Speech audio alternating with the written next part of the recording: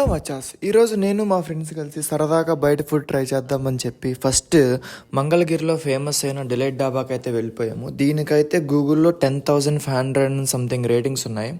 So ఆ ratings చూసి over hyped ఏమో అనుకున్నాం, కానీ అక్కడికి వెళ్ళి మేము టొమాటో క్యాష్యూ కర్రీ ఆర్డర్ ఇచ్చాము. ఇది టేస్ట్ చేశాక అసలు నాకు టొమాటో క్యాష్యూ కర్రీ డెఫినేషనే మారిపోయింది.